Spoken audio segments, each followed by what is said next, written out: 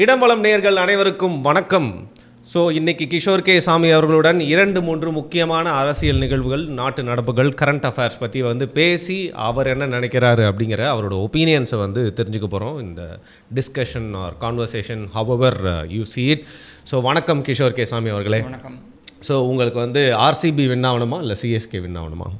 எனக்கு அதில் எது வின்னாலும் எந்த பிரயோஜனமும் கிடையாது. ஏன்னா நான் மேட்ச்லாம் பார்க்குறது கிடையாது. சரி, அப்போ கர்நாடகா சிஎஸ்கே தோனியே எனக்கு பிடிக்காது.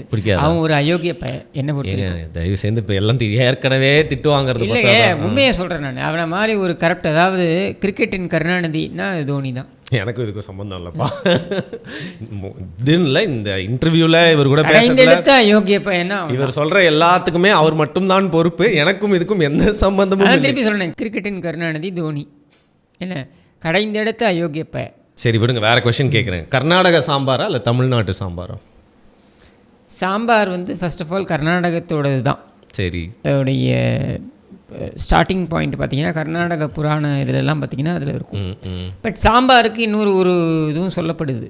சாம்பாஜி அப்படின்னு சொல்லிட்டு தஞ்சாவூருக்கு வருகை தந்த மராத்திய மன்னர்கள் அவருக்கு படைக்கப்பட்டது, அவருக்காக உருவாக்கப்பட்டது அப்படின்னு சொல்லப்படுது. ஆனால் சாம்பாருடைய ஸ்டார்டிங் இப்போ பார்த்தீங்கன்னாக்கா அது கர்நாடகத்தில் அவங்களுடைய புராணங்களில் அது குறித்த குறிப்புகள் இருக்குது.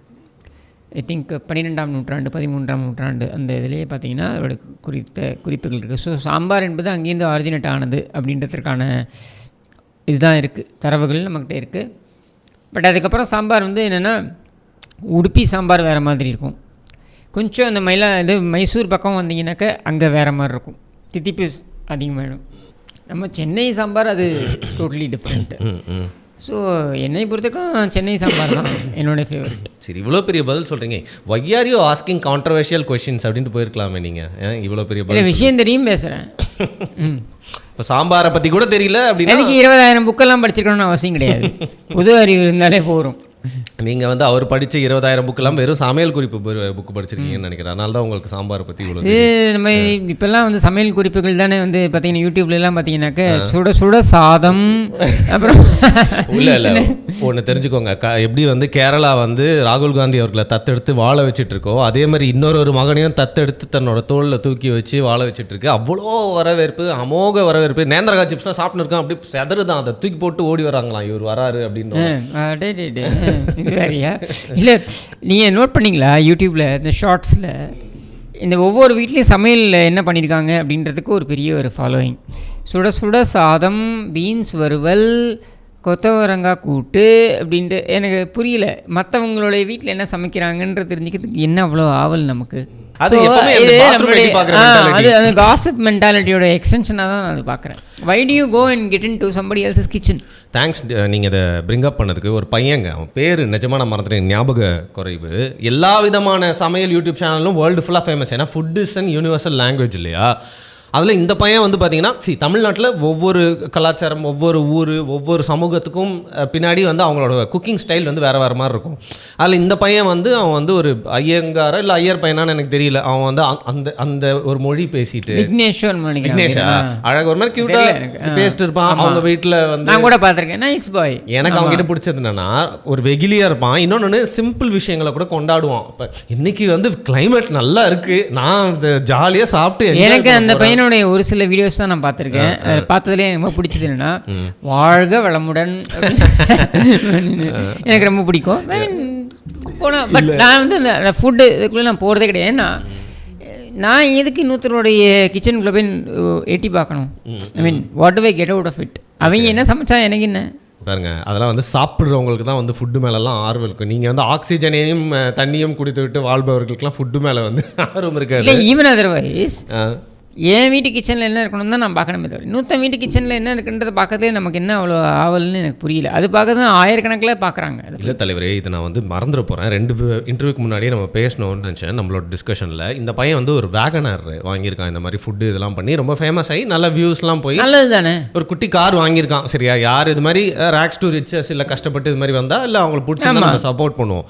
உடனே என்ன பண்ணிட்டானுங்க, அவர் உடனே நீ பீஃப் சாப்பிடுவியா, பீஃப் சாப்பிட்றியா, பீஃப் ஃபுட்டுலாம் ஏன் சொல்ல மாட்டேற அப்படின்னு சொல்லி. நான் பீஃப் சாப்பிடுவேன், சரிங்களா, நீங்கள் சாப்பிட மாட்டீங்க. நான் ஜென்யூனாக என்ன சொல்ல வரேன்னா, ஒருத்தன் சாப்பிடலன்னா அவனை டிஸ்கிரிமினேட் பண்ணுறீங்க, சாப்பிட்டானாலும் டிஸ்கிரிமினேட் பண்ணுறீங்க. எப்படி அந்த சாப்பிட்றவனை பண்ணுறதோ தப்போ அதே மாதிரி தானே இதுவும் தவறு. அதாவது இதில் என்னென்னா இந்த ஸ்விம்மிங் பூலுக்குள்ளே போயிட்டு மூத்திரம் அடிக்கணும் தெரியுமா, யாருக்கும் தெரிய போகிறது இல்லை. சரியா? அந்த மாதிரி தான் இது.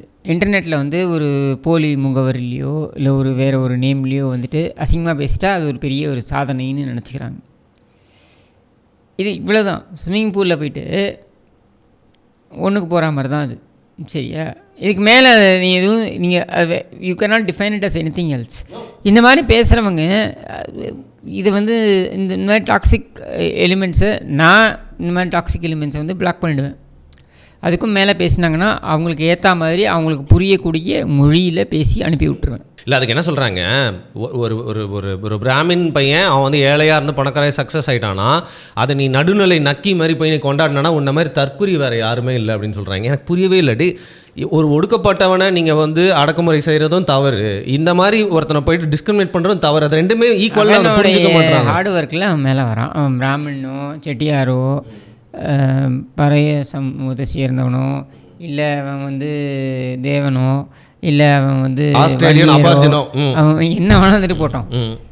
அவனுடைய உழைப்பில் ஒரு வீடியோஸை அவன் க்ரியேட் பண்ணுறான். அந்த வீடியோஸ்க்கு ஒரு ஃபாலோவிங் வந்துடுது. உனக்கு ஏன் எரியுது? அப்போ நீ அங்கே போய் உன்னுடைய எரிச்சலை இந்த மாதிரி தீர்த்துக்கணும்னு பார்க்குற.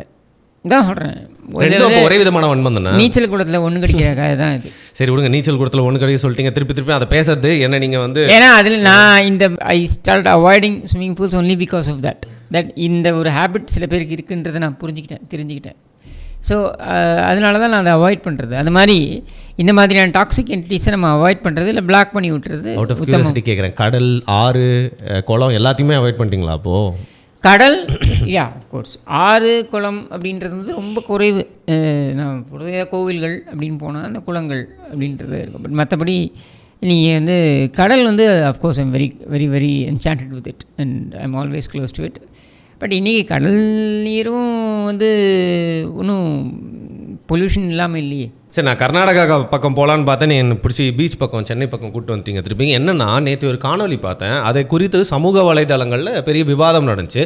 மெயின் ஸ்ட்ரீம் மீடியம்ஸை மட்டும் பார்த்துட்டு இருக்கவங்களுக்கு அந்த நியூஸ் போய் சேர்ந்துருக்கிறதுக்கும் வாய்ப்பு இல்லை அப்படின்னு தோணுது. அதை பற்றி நான் டிஸ்கஸ் பண்ணணும் அப்படின்னு நினைக்கிறேன், எந்த ஒரு ஜட்மெண்ட்டுமே இல்லாமல். இப்போ அதிமுக வந்து பார்த்திங்கன்னா எங்கெங்கெல்லாம் இருக்குது, ஆந்திராவில், கர்நாடகாவில் இருக்கா, கேரளாலையும் இருக்கா? அதிமுக வந்துட்டு அவங்களோட பிரான்ச் வந்து கேரளாலையும் கர்நாடகாலையும் இருக்குது. ஓகே, அதே மாதிரி விடுதலை சிறுத்தைகள் கட்சியோட பார்த்தீங்கன்னா அவங்களுக்கும் கொஞ்சம் கர்நாடகாவில் இருக்குது போல். அவங்க கட்சியோட செல்வாக்கோ இல்லை அங்கே போட்டியிடுறதுக்கு இந்த மாதிரி ஒர்க்லாம் அவங்க பண்ணி வச்சுருக்காங்க போல். அங்கே ஒரு இன்ஃப்ராஸ்ட்ரக்சர் இருக்குது போல் இருக்குது. அங்கே வந்து போயிருக்காரு, இந்தியா கூட்டணிக்காக வந்து ஆதரவு அளித்து பேசுறதுக்காக வந்து பிரச்சாரத்துக்கு திருமாவளவன் அவர்கள் போயிருக்காங்க. அங்கே போய் அவர் உட்காந்துருக்குமா, அவர்கிட்ட சில கேள்விகள் கேட்கப்படுது. அதுக்கு வந்து பார்த்தீங்கன்னா காவிரிக்கு நீங்கள் என்ன உங்களோட நிலை அப்படின்னு கேட்குறாங்க. அதுக்கு அவர் சொல்கிறாரு, கர்நாடகத்தில் இருக்கும்போது கர்நாடகத்துக்கோட உரிமைக்காக போராடுவேன், தமிழகத்தில் இருக்கும்போது தமிழர்களோட உரிமைக்காக போராடுவேன். If I'm right. அவர் சொன்னது அக்யூரேட்டாக நான் வந்து திருப்பி ரிப்பீட் பண்ணல, பட் இதை தான் சொன்னார் அவர். இது வந்து பெரிய விமர்சனத்துக்கு உள்ளாச்சு. சரிங்களா? இதே கருத்தை வந்து பாரதிய ஜனதா சொல்லும் பொழுதோ காங்கிரஸ் சொல்லும் பொழுதோ ஏன் அந்த விமர்சனத்துக்கு உள்ளாக்க அதே லிஸ்ட்டில் தான் இதையும் வைக்கணும் அப்படிதான் வைக்கணும். ஓகே, அதைத்தான் நாங்கள் திரும்ப சொல்கிறோம். நீங்கள் கன்ஃபியூஸ் பண்ணிக்காதீங்க. அதாவது கர்நாடகாவில் வந்து அதிமுகவுடைய பிரிவு இருக்குது அப்படின்னா, கர்நாடகா அதிமுக போராட்டம் நடத்திச்சுன்னா அதை யாரும் பொருட்படுத்த மாட்டாங்க. அதிமுக இங்கே வந்து சப்பை கட்டாது, திமுகவும் அப்படி. வேற நீங்கள் காங்கிரஸோ பாஜகவோ இல்லை இந்த மாதிரியான கட்சிகள், இப்போ விடுதலை சிறுத்தைகள் இப்போ வந்து ஒரு புதிய விளக்கத்தை கொடுத்துருக்காரு இல்லையா, இதெல்லாம் எடுத்துக்கிட்டிங்கன்னா இவங்களுக்கு ஆம்பிஷன்ஸ் இருக்குது. அப்போ இவங்களுடைய ஆம்பிஷன் வந்து தமிழகத்துடைய நலன் அப்படின்றது முரணாக இருந்தால் அதையும் அவர்கள் ஏற்றுக்கொள்வதற்கு தயாராக இருப்பார்கள். இதுதான் இங்கே பிரச்சனையே. அதனால தான் சொல்கிறோம், இந்த கட்சிகளை புறக்கணியுங்கள்னு நம்ம திரும்ப சொல்லிகிட்டு இருக்கோம். ஓகே, இப்போது இதுவும் சரி. இப்போது அதே மாதிரி தேசிய கட்சிகள் மாற்றி பேசுவாங்க. ஏன்னா வந்து அங்கே வந்து பார்த்திங்கன்னா கர்நாடகாவில் காங்கிரஸ் வேறு மாதிரி பேசுவாங்க, இங்கே தமிழ்நாட்டில் இதை வந்து ரொம்ப நாள் பார்த்து பழகிட்டோம். பட் திரும்ப அதாவது நீங்கள் 39 தொகுதிகளில் நீங்கள் வந்து இங்கே நீங்களாக பிச்சை போட்டால் உண்டு 10 தொகுதி. ஆனால் அங்கே 26 தொகுதிகளில் 20 தொகுதிகள் வரைக்கும் ஜெயிக்கிறதுக்கு என்னால் முடியும் அப்படின்னும் பொழுது நான் அதை பார்ப்பேனா இதை பார்ப்பேனா? அப்படி தான் அது சுயநலமாக பார்த்துருக்காரு. அது பார்க்கப்படும். இது சுயநலமே கிடையாது, இதுதான் அரசியல் நலம். இல்லைங்க, அவரோட அடைமொழி என்னன்னு தெரியும். அரசியல் கட்சிகள் இப்படித்தான் பார்க்கும். இல்லை, அவர் வந்து என்னன்னு கூப்பிடுவாங்க, புரட்சி தமிழர் அப்படின்னு. புரட்சி தமிழர் வந்து இப்போ எடப்பாடி அவர்களா, எழுச்சி தமிழர். ஸோ அவர் வந்து தமிழர் தானேங்க, தமிழக மக்களுக்காக தானே என்றைக்குமே ஒரு பிரதிநிதியாக இருந்திருக்காரு. அண்ட் திருமாவளவன் அவர்கள் வந்து பார்த்தீங்கன்னா தலித்துகளுக்காக மட்டும் இல்லாமல் யார் ஒடுக்கப்பட்டாலும் அதுக்காக நான் பேசுவேன் அப்படின்னு தானே சொல்கிறாரு. அப்போ வந்து தமிழகம் தான் அதோட நியாயம் ரொம்ப நாளாக பறிக்கப்பட்டு இருக்குன்னு தெரியும். எப்படி அங்கே போய் டபுள் ஸ்டாண்டர்ட்ஸை தானே அதுங்க இருக்குது அங்கே உட்காந்து பேசுறது? அதை நீங்கள் ஒரு அரசியல்வாதிட்டு நீங்கள் எப்படி நீங்கள் எதிர்பார்க்குறீங்க? அரசியல்வாதிகள் அப்படித்தானே இருப்பார்கள், அவர்களுடைய ஆதாயம் வரைக்கும் இப்போ இதே திருமாவளவன் இதே போன்று கர்நாடகத்திற்கு தமிழக தேர்தல் நடக்கும் வரை சென்றிருப்பாரா? இது மாதிரி ஒரு ப்ரெஸ் மீட்டை கொடுத்துருப்பாரா? கொடுத்துருக்க மாட்டார். தமிழக தேர்தல் முடிஞ்சதுக்கப்புறம் தான் இது பேசுகிறார். இவர் மட்டும் இல்லை, ஏன் நரேந்திர மோடி எடுத்துக்கோங்க. சமீபத்தில் காங்கிரஸை தாக்கி அவர் பேசக்கூடியது இஸ்லாமியர்களை பொருள்படுத்தி பேசக்கூடியது. இதையெல்லாம் ஏன் தமிழக தேர்தல் வரைக்கும் செய்யலை? ஏன்னா இங்கே வியாபாரமாவது எதிர்ப்பு ஆயிரும். இதுதான் அரசியல்வாதிகளுடைய தன்மை. அது கொஞ்சம் ரொம்ப கீழ்த்தரமாக இருக்கேங்க. அதை அவங்க தான் புரிஞ்சுக்கணும். நீ திருமாவளவன் மாவீரனாக இருந்தால் மீசையை முறுக்கி கொண்டு எல்லாரையும் பார்த்து பேசுகிறார்ல திருமாவளவன், நீ ஆம்பளையா உன் சாதிக்காரன் ஆம்பளையான்னு கேட்குறாரு இல்லையா? நான் யார் ஆம்பளைன்றதுக்குள்ளே போக விரும்பலை. இது அதாவது துணிச்சல் என்பதற்கு ஆண்கள் தான் உதாரணம் என்று சொல்வதே தவறு. என்னை பொறுத்த வரைக்கும் பெண்கள் அதை விட துணிச்சல் மிக்கவர்கள் தான். ஸோ நீ ஆண் மகனா அப்படின்னு நான் கேட்க போகிறதில்லை. நான் கேட்பது, நீ துணிச்சல் மிக்கவனாக இருந்தால் நீ மீசையை முறுக்குவதற்கு அர்த்தம் இருக்கும் என்றால் நீ என்ன செஞ்சுருக்கணும்? தமிழக தேர்தல் நடக்கிறதுக்கு முன்னாடி இந்த பேட்டியை நீ கொடுத்துருக்கணும். கர்நாடக விடுதலை சிறுத்தைகள் சொல்வதற்கு நான் ஆமோதிப்பேன், அவர்கள் அப்படித்தான் பேசுவார்கள், இதுதான் அரசியல் என்று பேசியிருந்தால் நீ துணிச்சல் மிக்கவன். தேர்தல் முடிஞ்சதுக்கப்புறம் நீ பேசுகிறீங்களா ஒரு மனுஷனா இப்படின்ற கேள்வி முன்வைக்கப்படும். இதை சாதிய கண்ணோட்டத்துடன் தயவு செய்து பார்க்கக்கூடாது. இல்லை, அதான் நான் அடுத்துக்கு வரேன். அப்படி ஒரு பெயிண்ட் அடிச்சிடும். ஏன்னா எடுத்த உடனே சாதி அப்படின்றதுனால இதெல்லாம் இல்லை. நம்ம கேட்குறது திருமாவளவன்கிற அரசியல்வாதியை பார்த்து கேட்கிறேன். உனக்கு துணிச்சல் இருக்கும் என்றால் நீ என்ன செய்திருக்க வேண்டும்? தேர்தல் நடப்பதற்கு முன்னால் ஒரு நாள் முன்னாடி நீ பேசிக்கணும். இந்த ப்ரெஸ் மீட்டை கொடுக்க வேண்டியது தானே? கர்நாடக விசிகா அப்படித்தான் பேசும், கர்நாடகத்திற்கு ஆதரவாகத்தான் பேசும், தமிழகத்திற்கு எதிராகத்தான் பேசும். தமிழக விசிகா தமிழகத்திற்காக பேசும். இப்படித்தான் நாங்கள் கட்சி நடத்துவோம். நீ சொல்கிறதுக்கு உனக்கு துணிச்சல் திராணி இருந்ததா? இல்லைல்ல. அப்புறம் நீ எல்லாம் என்ன அரசியல்வாதி? இப்போது ஏற்கனவே நம்ம திருமாவளவர்கள் பற்றி பேசுகிறப்போ வந்து இந்த இட ஒதுக்கீடு இருந்துச்சு, சீட்டு ஒதுக்கீடு. அப்போ வந்து பார்த்திங்கன்னா என்னங்க இந்த வாட்டியை 2ஓட அடங்கிட்டார். ஏன்னா நான் உங்கள் அதிமுகவுக்கு வந்து வந்துருவார் பார்த்தேன், அங்கே வந்துருந்தா மேபி கொஞ்சம் எக்ஸ்ட்ரா சீட்ஸும் வந்து கொடுத்துருக்கலாம், அவரோட அரசியல் அங்கே தான் அப்படின்னு வந்து போயிட்டார் அவர். ஸோ அவர் வந்து ராஜபக்சே கூட வந்து குனிஞ்சு பேசினார், சிரித்து பேசினார், கையை குலுக்கிட்டார் அப்படிங்கிற மாதிரி கூட நேற்று அந்த பழைய விஷயம்லாம் கிளறி எல்லாருமே அவரை போட்டு பேஷ் பண்ணிகிட்டு இருந்தாங்க.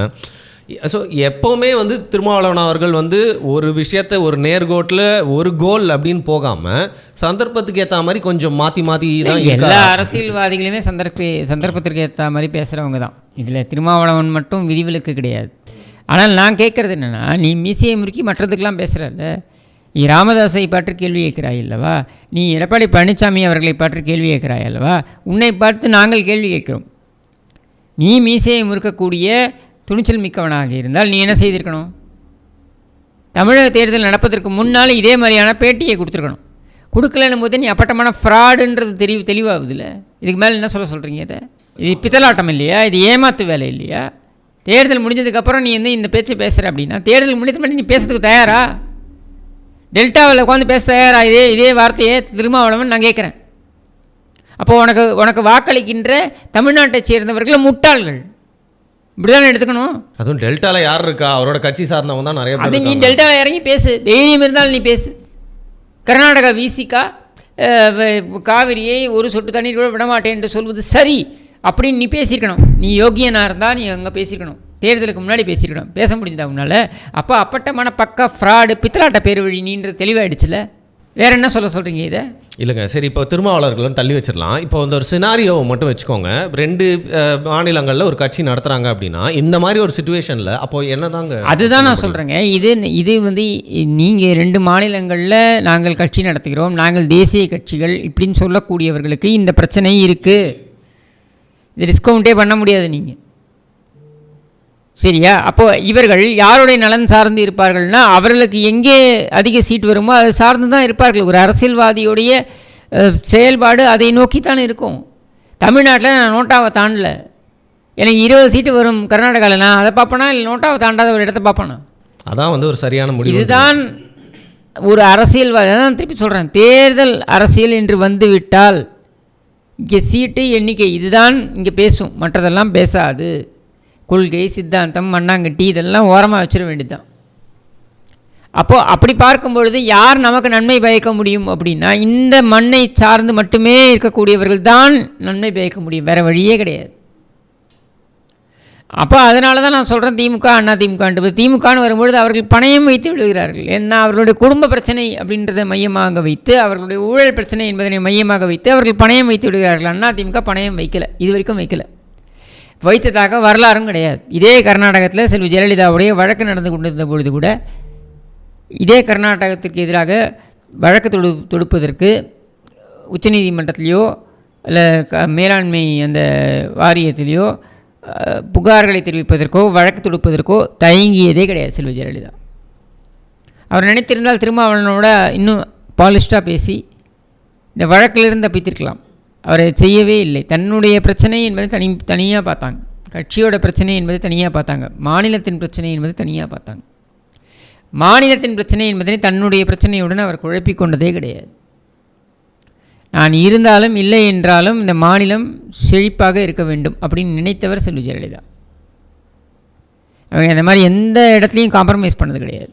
அதனால தான் அவரை நாம் இன்றளவும், அவர் மீது இத்தனை களங்கங்களை கற்பித்தாலும் கூட அவரை இன்றளவும் நாம் போற்றுவதற்கு காரணம், ஒரு தனிப்பெரும் தலைமையாக திகழ்ந்தார். தன்னை மறந்து அவர் தன்னுடைய சுயநலம் என்பதனை பின்னுக்கு தள்ளிவிட்டு மாநிலத்தின் நலன் என்பதனை யோசித்தார். இவ்வளவுதான். ஓகே சார், சின்ன ஒரு பொலிட்டிக்கல் அனாலிசிஸ் ஓட ஒரு தாட் வேர்டிக்டை வந்து நீங்கள் சொல்லுங்கள். இப்போ வந்து என் நண்பர்கிட்ட பேசிகிட்டு இருந்தேன். அவர் வந்து என்ன சொன்னார்னா, இப்போ திருமாவளவர்களையும் அன்புமணி இல்லை ராமதாஸ் அவர்களையும் ஒரே மாதிரி நம்ம பார்க்க முடியாது. ஏன்னா மக்களோட கண்ணோட்டத்தில் வந்து பார்த்திங்கன்னா இது வந்து ஒடுக்கப்பட்ட தலித்துகளுக்கான பறையர்களுக்கான ஒரு கட்சி. ஏன்னா அவங்க தான் அதிகமாக இருக்க மாதிரி இருக்கும். அதில் வந்து வன்னியர்கள் அதிகமாக இருப்பாங்க. ஆனால் ரெண்டு பேருமே ஒரே தராசில் வச்சு பார்க்கப்பட வேண்டியவங்க அப்படிங்கிறது தானே ஒரு நியாயமான பார்வை. இல்லை, நான் ஏன் வந்து திருமாவளவனை வந்து தனியாக வந்து வைத்து பார்க்க வேண்டும்னு சொல்வேன்னா, அன்புமணி ராமதாஸ் அவர்கள் பிற்பட்ட சமூகத்தைச் சேர்ந்தவர்கள் அப்படின்றத மாற்றுக்கிறது இல்லைங்க. அவங்க சமூகத்து ஆளுங்களை பணயம் வச்சு அடகு வச்சிருக்காங்களா பல. அப்போ அப்படி என்ன அப்படி திருமாவளவன் நிறைய வாட்டி அடகு வச்சிருக்காங்க. ஆனால் இல்லை, பார்க்க முடியாதுன்னு சொல்கிறேன். ஏன்னா ஒரு ஒடுக்கப்பட்ட சமூகத்திலிருந்து வந்தவர் திருமாவளவன். நீங்கள் 1000 சொன்னாலும் 1000 விமர்சனங்களை வைத்தாலும் இன்றைக்கும் நான் சொல்கிறேன், நீங்கள் திருமாவளவன் செய்தது பித்தலாட்டம், திருமாவளவன் செய்தது ஃப்ராடுத்தனம் என்று சொன்னாலும் கூட, ஒரு ஒடுக்கப்பட்ட சமூகத்திலே வந்த திருமாவளவன் பல கஷ்டங்களை அனுபவித்து, வாழ்க்கையில் பல பிரச்சனைகளை அனுபவித்து அந்த இடத்திற்கு வந்திருக்கிறார். அதற்கு உரிய மரியாதையை கொடுத்தாக வேண்டும். நீ அதை வந்து கூடுதல் சலுகைன்னு எடுத்துக்கோங்களேன். எஸ், கூடுதல் சலுகை தான், ஹீ டிசர்வ்ஸ் இட், அது நம்ம மறுக்க முடியாது. ஏன்னா அந்த சமூகத்திலே வந்திருக்கார். ஒரு திருமாவளவன் அன்புமணி ராமதாஸ்னு விட்டுருங்க, ஒரு திருமாவளவன் போன்றவர், ஒரு கிஷோர் சாமி போன்றவன் அப்படின்னு பார்க்கும்போது, கிஷோர் சாமி வாஸ் மோர் ப்ரிவிலேஜ். திருமாவளவனுக்கு அந்த ப்ரிவிலேஜ் கிடைக்கல. அப்போ அந்த அந்த அந்த ப்ரிவிலேஜ் கிடைக்கலன்ற விஷயங்களே உடைத்து வந்திருக்கக்கூடியவர். அந்த மரியாதையை அவருக்கு கொடுத்தே ஆக வேண்டும். அவர் ஃப்ராடுத்தனம் பண்ணுறாரு, பித்தலாட்டம் பண்ணுறாரு என்பதெல்லாம் ஒரு பக்கம் வச்சுட்டு, அவர் கடந்து வந்த பாதையில் என்னெல்லாம் பிரச்சனைகளை எதிர்கொண்டு இருப்பார்ன்றதை யோசிச்சு பாருங்கள். அவ்வளோ சாதாரணம் கிடையாது. ஏன்னா அந்த சமூகம் அந்த அளவுக்கு ஒடுக்கப்பட்டிருக்கு. அப்போ அதிலிருந்து அவர் வந்திருக்காருன்னு போது அதுக்கான மரியாதையை அவர் கொடுத்தாகணும். நான் அரசியல் ரீதியாக அவர் செய்யக்கூடிய விஷயங்களை கடுமையாக விமர்சிப்பேன். எந்த இடத்துலையும் நான் வார்த்தையை குறைச்சிக்கவே இல்லை. I called him a fraud, political fraud. என்ன, அது வேறு விஷயம். You are not taking it back. I will not take it back. ஆனால் கடந்த அந்த பாதையுமே கடினமான பாதை, அதையும் மறக்க முடியாது. அப்போ அந்த அந்த அந்த விஷயத்திற்காக அவரை வந்து நான் மற்றவர்களோட ஒப்பிட்டு பார்க்க மாட்டேன். ராமதாஸ் அவர்களோடையோ இல்லை அன்புமணி அவர்களோ. நீ ஃப்ராடாகவே இருந்தாலும் என்ன, you have come up the hard way, அதற்கு நான் மரியாதை கொடுப்பேன். ஓகே, அப்படி தான் நீங்கள் பார்க்குறீங்க இந்த ரெண்டு கட்சியும் கம்பேர் பண்ணி? நான் அப்படி தான் பார்ப்பேன். நான் அதுக்காக மருத்துவர் ராமதாஸ் அவர்களையோ அன்புமணி அவர்களையோ நான் வந்து சிறுமைப்படுத்தலை. பட் ஒரே தட்டில் வச்சு பார்க்க முடியாது. திருமாவளவன் அவர்கள் கடினமாக போராடி வந்திருக்கிறார், இவர்களும் போராடி இருக்கிறார்கள். அவர்களுடைய சமூகத்திற்காக அவர்களும் போராடிருக்காங்க. மருத்துவர் ராமதாஸ் எடுத்துக்கிட்டிங்கனாக்கா, அன்புமணி ராமதாஸ் விட்டுருங்க, மருத்துவர் ராமதாஸ் எடுத்துக்கிட்டிங்கனாக்கா அவர் வந்து கடுமையாக போராடி இருக்கார். ஒரு கிராமமாக போய் திண்ணையாக போய் உட்காந்து பேசி அவங்களோட சமூகத்திற்கு விழிப்புணர்வு ஏற்படுத்தணுன்றதுக்காக அவர் போராடி இருக்கிறார். அது வேறு விஷயம். அதை நான் வந்து சிறுமைப்படுத்த போகிறதில்ல. ஆனால் ஒரே தட்டில் வைத்து பார்க்க முடியாது. Okay, fair fair fair. அத்தனை சமூகங்களை இங்கே வைத்து பார்த்தாலும் கூட இவர்கள், அதாவது திருமாவளவனோட சமூகம் என்பது மிகவும் ஒடுக்கப்பட்ட ஒரு சமூகம். அந்த பின்னணியிலேருந்து வரக்கூடிய ஒருவர் கடினமாக உழைத்து வந்திருக்கிறார். அவர் வந்து எனக்கு பிடிக்காத திமுகவோட ஒரு போய் ஒத்து ஊதிக்கிட்டு இருக்காரு, தேவையில்லாத விஷயம். அவர் பேசியது அப்பட்டமான ஃப்ராடு, இதெல்லாம் வேற. பட் அவருடைய அந்த அரசியல் பாதை என்பதனை நான் வந்து அந்த I empathise with that fact that அவர் கஷ்டப்பட்டு வந்திருக்கார். அவ்வளோ சாதாரணமாக ஒரு திருமாவளவன் இந்த இடத்துக்கு வந்து உட்காந்துருக்க முடியாது. அதை நான் மதிக்கிறேன். Okay, super. ஜென்யூனாக இருந்துச்சு. அது கரெக்டு தப்புன்றது மக்கள் தான் சொல்லணும். பட் உங்களுடைய மனதில் இருந்து என்னுடைய என்ன ஓட்டம். நீ கன்ஃபியூசிங்காக நினைக்கலாம், என்னடா இவன் இப்படியும் பேசுகிறான் அப்படியும் நான் இப்படியும் அப்படியும் பேசலை. நான் வந்து உள்ளதை உள்ளபடி பேசுகிறேன். சரியா? ஒரு மனிதனுக்கு நிறைகள் குறைகள் இருக்கும். திருமாவளவனோட நிறைகள் என்னென்னன்றது நிறைகள் அப்படின்றத விட திருமாவளவன் நாம் எல்லாரும் வந்து ஒரு ஸ்டார்டிங்கில் ஒரு ரேஸில் ஓடுறோம் அப்படின்னும் பொழுது நாம் எல்லாம் ஒரு எனர்ஜியோடு ஓடுவோம் போது அவர் பலவீனமான ஒரு சூழலேருந்து ஓட ஆரம்பிக்க வேண்டிய ஒரு நிலையில் இருந்தார். அதை நம்ம புரிஞ்சிக்கணும். இன்றைக்கு அவர் பலவீனமாக இல்லை. அதனால் அந்த பலவீனத்தை இன்றைக்கு அவர் ஒரு அரசியல் ஆதாயமாக பேசுவதை ஏற்றுக்கொள்ள முடியாது. ஆனால் அவர் ஒரு பலவீனமான இடத்திலிருந்து அவருடைய ஓட்டத்தை ஆரம்பித்தார், அவருடைய பயணத்தை ஆரம்பித்தார் அப்படின்றத நம்ம யாரும் மறுக்க முடியாது. ஸோ அதனால் மற்றவங்களோட நான் ஒரே தட்டில் வச்சு அவரை பார்க்க மாட்டேன். சரி, ஓகே. ஸோ ஒரு இன்டென்ஸான பொலிட்டிக்கலி எல்லாருமே புரிஞ்சிக்க வேண்டிய ஒரு விஷயன்றனால தான் நான் இந்த ஒரு குட்டி டிபேட் ஆஃப் டாப்பிக்கை ஸ்டார்டிங்காக வந்து வச்சுருந்தேன். இன்றைக்கி நம்ம பேச போகிற விஷயத்தில் அடுத்து கொஞ்சம் சுவாரஸ்யமாக லைட் ஹார்ட்டடாக ஒரு விஷயம் பேசுவோம். தமிழ்நாட்டில் வந்து பார்த்திங்கன்னா, நீங்களே அன்றைக்கி சொன்னீங்க யாருங்க வந்து நல்ல பிரச்சாரம் பண்ண ஒவ்வொரு கட்சிக்கும் அப்படின்னா, நீங்கள் டிஎம்கே பொறுத்த வரைக்கும் நீங்கள் வந்து ஸ்டாலின் அண்ட் சிவாஜி கிருஷ்ணமூர்த்தி அவங்க 2 பேரோட பேர் வந்து சொல்லியிருந்தீங்க. இப்போ பாருங்கள், ஸ்டாலினை விட சிவாஜி கிருஷ்ணமூர்த்தி ஒரு படி மேலே போய் சொல்லுவேன். ஸ்டாலின் ஒரு தத்தி, அதனால் கணக்கிலே எடுத்துக்கல. என்னங்க அப்போ நான் கேட்குற கேள்வி ஸ்டார்டிங்லேயே முடிச்சிடுற மாதிரி ஆயிடுச்சு. தமிழ்நாட்டில் அவருடைய பிரச்சாரத்தோட அதோட வீரியத்தை அதோட வீச்சை வந்து பார்த்துட்டு இன்றைக்கி அவருக்கு வந்து கொஞ்சம் நிறைய டைம் இருக்குது, எனக்கு முதல் கட்ட தேர்தல் முடிஞ்சிருச்சு அப்படிங்கிறனால நார்த்தில் போய் இந்தி கூட்டணிக்காக ஆதரவு சேகரிக்க போகிறாரு, அவங்க பிராண்ட் அம்பாசிடரா அப்படிங்கிறத வந்து நீங்கள் உடனே கூரை ஏறி கோவில் பிடிக்க முடியாதவன் வானம் மாரி வைகுண்டத்துக்கு வழிகாட்டின கதை தான் ஸ்டாலின் போய் நார்த்தில் போய் பேச போகிறதுன்ற கதை. சரியா? நீ இங்கேயே உன் துண்டு சீட்டை பார்த்து படிக்கிறதே அவனும் கேட்க மாட்டான். என்ன, அதுவே வந்து ஒரு பெரிய நகைச்சுவை. இதில் நீ அங்கே போய் பேச போறியா? பெங்காலாவே பேசினார். நீங்கள் பார்த்துருக்கீங்களா அந்த வீடியோவை? வங்க மொழியிலே பேசினாரா? அதில் மம்தா பானர்ஜிட்ட என்ன என்னது சுந்தியோ தே திண்டுக்கல் ரஸ்தாலி என்னென்னமோ பேசினார். நீங்களே ஏதாவது போடுறீங்களா? இல்லை ஏங்க வேணும்னா அதை போட்டு விட்றேன் உங்களுக்கு. பாருங்கள், இவர் வந்து இப்பா அது யார் அது இவர் பேசினதை, ஸ்டாலின் பேசினதை பெங்காலியில் பேசினதை போட்டு விடுப்பா.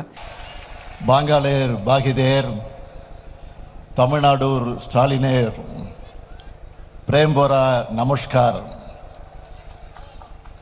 हजार मील दूर देखे आपनार के तेत के एशी तूरे तकलेवो आम्रा अग्दई शामिलयो आची कोलकाता दिंडकल जादियो रास्ता अमदे देश येवो मनेर शोइक दो कोर्चे भारदेर तीतियो सादिनोदा जूथे शामिलोदे बांगालेर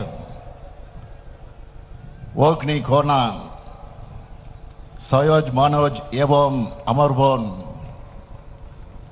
सोंतियो ममता बनर्जी दीदी அது பேசுனதெல்லாம் பாருங்கள். என்ன திண்டுக்கல் ரஸ்தாலின்றாரு, ஒன்றும் புரியலையே அப்படின்ட்டு. திண்டுக்கல் டு கல்கட்டா ரஸ்தாவை சொல்கிறாரு, அதாவது ரோடை சொல்கிறாரு அவர். ஓகே ஓகே அதான் அர்த்தமாக இருக்குது. இல்லை எனக்கு என்னென்னா என்ன ஒண்டரிங்காக இருந்துச்சுன்னா, போகிறாரு நார்த்தில் பிரச்சாரம் பண்ண போகிறாரு, தமிழில் பேசினா அவங்க போடுறவனும் போடாமல் போய் இவர் அப்பா போய் பிரச்சாரம் பண்ணாருங்க. அப்படியே ஆமாம், 1991 ஜனவரின்னு நினைக்கிறேன். இதில் பட்னாவில் பிரச்சாரம் பண்ணார். பீகார் மார்ச் பீகாரில் பட்னாவில் பிரச்சாரம் பண்ணார். அவருடைய அப்பா கருணாநிதி அவருடைய நீண்ட நெழிய அரசியல் வாழ்க்கையில் சொன்ன ஒரே உண்மை அந்த பிரச்சாரத்தில் தான். என்னத்தை நான் சொன்னார், I am Karunanidhi, I am considered dangerous to the society, இப்படின்னு தான் அவருடைய பேச்சை ஆரம்பித்தார். ஐயோ தப்பாக பேசிட்டாரு. தப்பாலாம் பேசலை, சரியாக பேசியிருக்காரு. ஏன் அவர் கன்சிடர் டேஞ்சரஸ் சொசைட்டினா அவருடைய ஆட்சியை கலைச்சிட்டாங்க, லா அண்ட் ஆர்டர் காரணமாக காமிச்சு, அதனால் அதை சுட்டி காமிக்கிறாராம். அதனால் அவர் நக்கல் நையாண்டியாக பேசுகிறாராம், ஐ எம் கன்சிடர் டேஞ்சரஸ் சொசைட்டின்ட்டு. எனக்கு தெரிந்து கருணாநிதியோட நீண்ட நெடிய கொடிய அரசியல் வரலாறில் அவர் சொன்ன ஒரே உண்மை இதுதான்.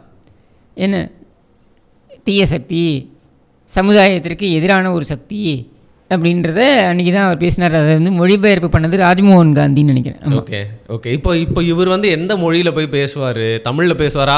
தமிழில் பேசினா போடுறவனும் போடாமல் போயிடுவான். ஆங்கிலத்தில் பேசுவாரானா, சாரி ஜென்ரலைஸ் பண்ணுறேன்னு வச்சுக்காதீங்க, தமிழ்நாட்டிலே ஆங்கிலத்தை பிரச்சனை பண்ணால் நிறைய பேருக்கு புரியாது, நார்த்தில் வந்து கொஞ்சம் கம்மின்னு தான் நினைக்கிறேன். ஸோ அப்போ என்ன மொழியில் தான் பேசுவார்? எதில் அவர் வந்து நிதிஷ்குமார் தலையிலே கொட்டி அனுப்பிச்சாரு, இப்போ ஹிந்தி படிச்சுட்டு வாங்கடான்ட்டு, இவரையும் டிஆர் பாலுவையும். அதனால போய் படிச்சிருப்பாரா இருக்கும், யாருக்கு தெரியும், இந்தியில் கூட பேசலாம். ஸோ வந்து ஸ்டாலின் அவர்கள், முதல்வர் ஸ்டாலின் அவர்கள் ஹிந்தியில் நார்த்தில் போய் பிரச்சாரம் பண்ணுறதை நம்ம வந்து பேசலாம். வங்காளத்தில் பேசிய காமெடியே நம்ம பார்த்துட்டோமே, தான் சொன்னேன் திண்டுக்கல் ரஸ்தாலின்ட்டு. அந்த மாதிரி இங்கே என்ன சொல்ல போகிறாரோ, அதாவது இமயத்தில் போயிட்டு சேரன் கொடி நாட்டினது அப்படிங்கிற மாதிரி அது வடவர்களை வந்து ஓட விட்ட சோழ பேரரசு மாதிரி வந்து வெள்ளைக்கொடையை தான் நாட்டி வரணும். இங்கே தூக்கிட்டு போவார்ல முடியை பார்க்குறதுக்கு வெள்ளைக்கொடை, அதை தான் போய் நாட்டிட்டு வரணும். இவரோட பிரச்சாரம் தேவைப்படுது அப்படிங்கிறனால தானுங்க கேட்டிருக்காங்க, கூப்பிட்டுருக்காங்க. ஏன்னா இவரே வந்து கூப்பிடாம யார் சொன்னது இவர் பிரச்சாரம் பண்ணணும்னு? இப்போ நீ இவர் பிரச்சாரம் பண்ணலன்னு இப்போ நார்த்தில் யார் அழுதாங்க, அது ஒன்று சொல்லுங்கள். யார் இவரை கூப்பிட்டாங்க அதை சொல்லுங்கள். யார் சொன்னது நீங்கள் வந்து பிரச்சாரம் பண்ணுங்கன்னு? ஏன் போகிறாருன்னு நினைக்கிறீங்க? இப்போது எங்கள் வீட்டுக்காரன் கச்சேரிக்கு போனார் அப்படின்ட்டு ஒரு இது வந்து சொல்லவாடை இருக்கும்ல, அந்த மாதிரி தான் இது. இதாவது மாயாவதிக்காக நினைக்கிறேன், மாயாவதிக்காக இல்லை அகிலேஷ் யாதவ், முலாயம் சிங்காக நினைக்கிறேன், இவங்க போயிருப்பாங்க, சில ஜெயலலிதா போயிருப்பாங்க. அதையும் ஏம்பா அதையும் போடுப்பா, சில ஜெயலலிதா பேசியிருப்பாங்க. यदि कोई अच्छा विकास कार्य होता है तो उसका श्रेय नेहरू गांधी परिवार द्वारा ले लिया जाता है, जबकि कोई गलत कार्य होता है तो उसके लिए सरकार को आरोपित किया जाता है. ये कैसा न्याय है? कांग्रेस पार्टी बार बार अपनी ऐतिहासिक भूलों को दोहरा रही है और बता रही है कि अन्य राजनीतिक गठबंधन अवसरवादी है, जबकि उन्हें इसका कोई नैतिक अधिकार नहीं. जयललिता के व्यक्तित्व இதெல்லாம் அவங்க விரும்பி கூப்பிட்டாங்க. ஏன்னா ஜெயலலிதா அப்படின்னா அங்கே ஒரு மிகப்பெரிய ஒரு மதிப்பு இருந்தது, அதனால் கூப்பிட்டாங்க. கருணாநிதி கூட ஒரு மூத்த தலைவர்ன்ற அளவுக்கு ஒரு இது இருந்திருக்கலாம். ஸ்டாலினுக்கு என்னது இருக்குது, என்ன தெரியும் ஸ்டாலினை பற்றி? ஒன்றும் தெரியாது. ஏதோ ஒரு பையன் ஏதோ கிறுக்குத்தனமாக பேசினது. இல்லை என்ன திரும்ப சொல்லுவாங்க, ஒரு வேளை நீங்கள் சொல்கிறது உண்மை, அவர் யாருன்னு தெரியலன்னு கேட்டானா, அரே இவர் தான் சனாதானத்தை பற்றி பேசினார் இவர் அப்படின்னு சொல்லி கோவப்பட்டு கல்லு கில்லு விட்டுற போகிறாங்க. அதைத்தாங்க நான் சொல்கிறேன். இவர் இங்கேருந்து போய் என்ன பேச முடியும், புதுசாக என்ன இருக்குது பேசுகிறதுக்கு? So it's a failure model அப்படின்றீங்க. சரி, தமிழ்நாட்டிலே எடுபடலை, இது போனி ஆகலை, இது எங்கேருந்து போய் அங்கே போய் போனியாக போகுதா? ஆனால் இந்த பேக் ஸ்டாபிங் அரசியல் நிறையா நடக்கும்னு நான் கேள்விப்பட்டிருப்பேன். பட் நான் ஃபஸ்ட்டு கட்ட தேர்தல் இங்கே முடிஞ்சோடனே பேக் ஸ்டாபிங், அதாவது பின்னாடி வந்து குத்துறாங்களே அப்படிங்கிற மாதிரி தெலுங்கானா ரேவந்த் ரெட்டி இருக்கார்ல, அவர் பார்த்தீங்களா, உதயநிதி அவர்கள் வந்து கண்டிப்பாக கைது பண்ணோம் சனாதானத்தை பற்றி வந்து தவறாக பேசினதுக்கு அப்படிங்கிற மாதிரி.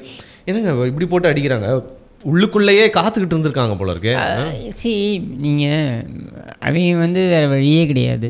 தமிழ்நாட்டில் இது வந்து ஒரு விஷயமே கிடையாது. சனாதனத்தை ஒழிப்பேன்னு சொன்னாலும் உனக்கு ஓட்டு விழ போகிறதில்ல, சனாதனத்தை பாதுகாப்பேன்னு சொன்னாலும் உனக்கு ஓட்டு விழ போகிறதில்ல. ஏன்னா தமிழ்நாட்டில் இது ஒரு நம்மளே எடுத்தோம், இடவலம் வந்து எடுத்த சர்வேலே நீங்கள் பார்த்தீங்கன்னாக்க 70-80% பேர் வந்து சனாதனம் என்றால் என்னவென்று தெரியலன்னு சொல்கிறாங்க. ரெண்டாவது இந்த சர்ச்சை பற்றியே எங்களுக்கு தெரியலன்னு சொல்கிறாங்க. அப்படின்போது அந்தளவு தான் இங்கே விழிப்புணர்வு. மற்ற மாநிலங்களில் வந்து இதை வந்து ஒரு பேச்சு பொருளை ஆக்கிறதுக்கு காரணம் அங்கே ஆக்கப்பூர்வமான விஷயங்களை பேசுவதற்கு ஆள் இல்லை என்பதனால், ஆக்கப்பூர்வமான விஷயங்களை விவாதிப்பதற்கு அங்கே இடமில்லை அப்படின்றதுனால, ஆர் மேபி இந்த மாநிலங்கள் உதாரணத்துக்கு இப்போ உத்தரப்பிரதேஷ், மத்திய பிரதேஷ், இங்கே ராஜஸ்தான், குஜராத் இங்கெல்லாம் எடுத்திங்கன்னா இவையெல்லாம் வந்து அந்நிய படையெடுப்பு அந்த 800 ஆண்டுகள் 600 ஆண்டுகள் அதை வந்து எதிர்கொண்டவங்கன்றதுனால இது மாதிரியான விஷயங்கள் அவர்களுக்கு அச்சு உணர்வை ஏற்படுத்தும். ஐயோ திரும்பியும் நம்மளுடைய நம்பிக்கைக்கு ஏதாவது பாதகம் வந்துடுமோ அப்படின்ட்டு. அதனால் இந்த மாதிரியான பேச்சுக்களுக்கு இம்பார்ட்டன்ஸ் அதிகமாக இருக்கலாம். இங்கெல்லாம் நம்ம என்ன 70-100 ஆண்டுகள் நம்ம வந்து இந்த இஸ்லாமிய படையெடுப்பை பார்த்துருப்போம். மற்றபடி ஆங்கிலேய வரிகளில் வந்து பார்த்திங்கன்னா நம்மளுடைய நம்பிக்கைகள் அவ்வளோவா அதிகப்படியாக அவங்க நுழையலை. அதனால் we were not bothered about it. நம்மை பொறுத்திருக்க சனாதனம்ன்றது நமக்கு இந்த நாட்டிலேயே அதிகப்படியான கோவில், நான் திருப்பி சொல்கிறேன், நாட்டிலேயே அதிகப்படியான கோவில் இங்கே தான் இருக்குது. 89,000 கோவில் இருக்குது. இதில் 38,000 கோவில் அறநிலையத்துறையோட கட்டுப்பாட்டில் இருக்குது. அதை விட 3 மடங்கு கோவில் வந்து வெளியில் இருக்குது. இதெல்லாம் வந்து மக்கள் போயிட்டு தான் இருக்காங்க, எங்கேயும் நிறுத்துறது கிடையாது. அதனால் அறநிலையத்துறையோட கட்டுப்பாட்டில் இருக்குது. அதை விட 3 மடங்கு கோவில் வந்து வெளியில் இருக்குது. இதெல்லாம் வந்து மக்கள் போயிட்டு தான் இருக்காங்க, எங்கேயும் நிறுத்துறது கிடையாது. அதனால் இந்த சனாதனத்தை ஒழிப்போம் அழிப்போம் அப்படின்ற அந்த டுபாகூர் கூப்பாடும் எடுபட போகிறதில்ல.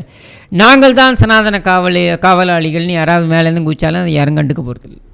ஸோ இது எடுபடாது. அங்கே மேபி தாக்கம் இருக்கலாம். இவர் போனார்னா அது இன்னும் அதிகமாகுதா அப்படின்றத நம்ம இவர் போனதுக்கப்புறம் தான் நம்ம பார்க்கணும்.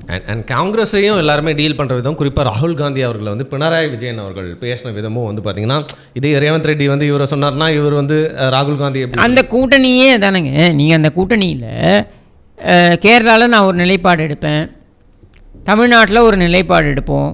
அதுக்கு கேரளாவும் தமிழ்நாடும் அண்டை மாநிலங்கள் தானே.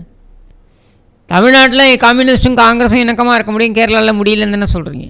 காங்கிரஸ் கட்சி கொடுத்து மம்தா பானர்ஜி மேற்கு வங்கத்தில் எந்த மாதிரியான நிலைப்பாடு எடுத்திருக்காங்கன்னு பாருங்கள், தேசிய அளவில் என்ன எடுக்கிறாங்கன்னு பாருங்கள். கெஜ்ரிவாலுக்கு ஆதரவு தெரிவிப்பதா வேண்டாமா அப்படின்றதுலேயே வந்து நிறைய தயக்கங்கள் இருந்தது. அவர் கைது செய்யப்பட்ட பொழுது கபில் சிபல், அபிஷேக் மனு சிங்வி போன்ற மூத்த தலைவர்கள், மூத்த வக்கீல்கள், இவங்க எல்லாரும் அவருக்கு ஆதரவாக தெரிவிக்கிறாங்க. டெல்லி காங்கிரஸில் இருக்கிறவங்க அதுக்கு ஆதரவாக தெரிவிக்க தயங்குறாங்க, ஏன்னா லோக்கல் ரைவல்ரி. இப்படி இவங்களுக்குள்ள நிறைய முரண்பாடுகள் இருக்குது. இந்த முரண்பாடுகளை களைவதற்கு இவர்களால் முடியாதுன்றதை நம்ம திரும்பி சொல்கிறோம். கூட்டணியில் குறைந்தபட்சம் நேர்மை இருக்கணுங்க. அப்படி இல்லைனா கூட்டணியில் இருக்கக்கூடாது, வெளியில் வந்துடணும். இப்போ உதாரணத்துக்கு எடப்பாடி பழனிசாமி எடுத்துக்கோங்க. நிறைய பேர் என்ன சொல்கிறாங்க, இவருக்கு பாஜக கூட்டணியோடய இருந்திருந்தா 20 சீட்டு அடிச்சிக்கலாம் என்கிட்டயே சொல்கிறாங்க. நான் என்ன கேட்குறேன், முதலானது அந்த கூற்றே தப்பு. பாஜகவோட அதிமுக இருந்தால் 1+1 = 2ன்னு அரசியல் தேர்தல் அரசியலில் நடக்கிறது கிடையாது. பிகாஸ் அரித்மெட்டிக் 1+1 2, கெமிஸ்ட்ரி கிடையாது. இல்லை, எங்களை மாதிரி ஜென்ரல் பீப்புளெலாம் பார்க்குறதே போன வாட்டி அதிமுக தோத்ததுக்கு மெயின் ரீசனே வந்து பாஜக கூட்டணி. அதுதான் சொல்கிறேன், அது நீங்களே ஏற்றுப்பீங்க உங்கள் கட்சி. அதை ஒரு பக்கம் வச்சுருங்க. அதனால் தோத்தோன்றதை விட அதனால் வாக்குகள் வருதானா வரலன்றதான் நம்ம பார்க்கக்கூடியது. ஸோ அதனால் நம்ம வெளியில் வரோம். ஆனால் நீங்கள் 1+1 = 2 இவங்க ஒன்றா போயிருக்கலாம் அப்படின்னு சொல்லக்கூடியவர்கள் என்ன சொல்கிறாங்கன்னா, பாராளுமன்ற தேர்தல் வரைக்கும் அது ஒன்றா இருந்திருக்கலாம். என்னதுக்கு பாராளுமன்ற தேர்தல் வரைக்கும் ஒன்றா இருந்துட்டு அப்புறம் வெளியில் போகிறதுன்றதாங்க துரோகம்.